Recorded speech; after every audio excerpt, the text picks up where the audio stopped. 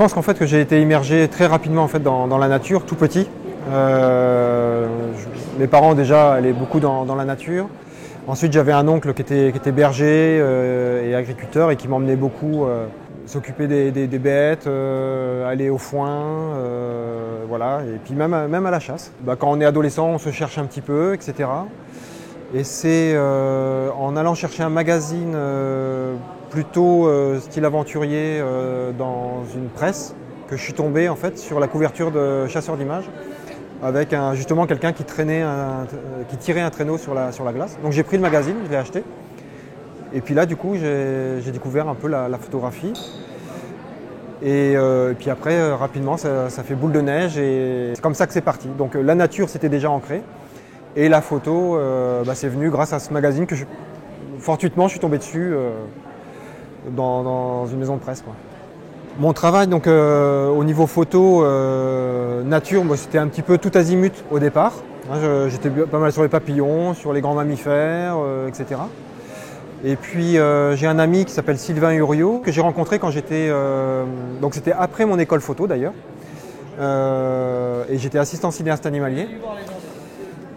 Et en fait, il me dit un week-end, il me dit tiens, je vais faire un comptage chauve-souris dans des grottes du côté dans l'Yonne. Donc j'ai été avec lui.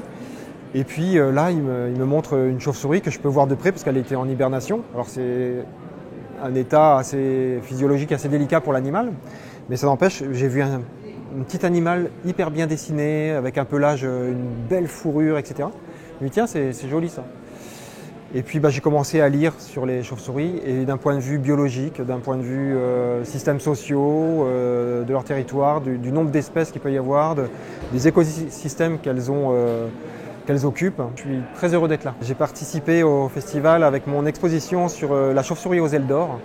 Une chauve-souris sur laquelle j'avais travaillé, c'était au Kenya en fait, une petite chauve-souris assez atypique en fait, qui a le pelage gris-bleu, les ailes couleur or quand elle les ouvre, une petite feuille nasale jaune, enfin voilà, vraiment très colorée, très jolie, qui vit dans les acacias. Donc voilà, donc j'avais travaillé 4 mois au Kenya sur cette espèce-là et j'avais pu exposer à Montier-en-Der à ce moment-là, quoi. Et bon, Montier-en-Der, c'est un peu la mecque de la photographie animalière, etc. Donc exposer à Montier-en-Der, c'est super. Mais là, cette année, en fait, je suis quand même un des invités. Je pense que les photographes animaliers, enfin les photographes de nature, etc., on est beaucoup dans notre bulle, dans notre sujet, etc. Et d'exposer dans un festival, ça permet d'aller à la rencontre du public, d'échanger avec lui, de voir ce qu'il aime, ce qu'il n'aime pas, ses attentes, etc. Donc c'est vraiment cette dimension-là que j'aime, moi, les rencontres. Voilà.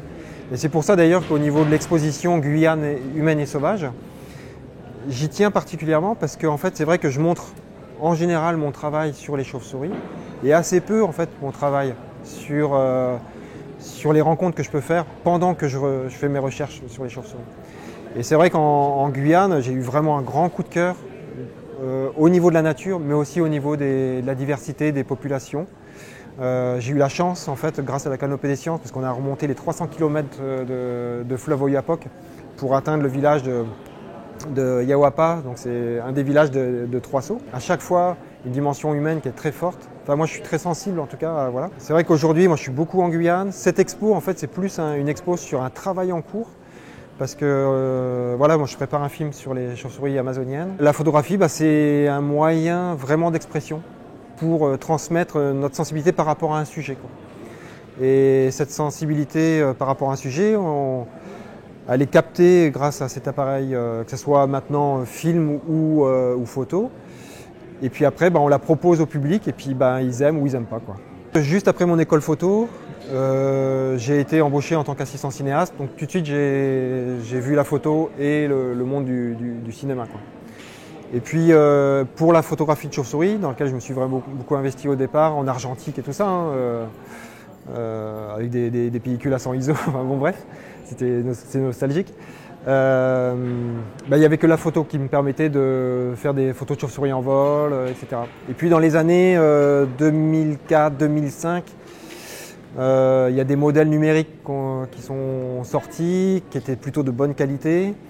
Les LED infrarouges sont apparus. parce que la LED infrarouge aujourd'hui elle est très commune, mais bon il y a 15 ans c'était pas le cas. Et du coup tout ça m'a permis de revenir dans ce qui était le film. Et pour moi le film c'est une toute autre aventure par rapport à la photographie. La photographie c'est vraiment presque un jardin secret en fait, c'est presque une communion avec son sujet. Et de façon très simple, parce que c'est un appareil photo, etc. Avec le film, c'est tout de suite une grosse logistique.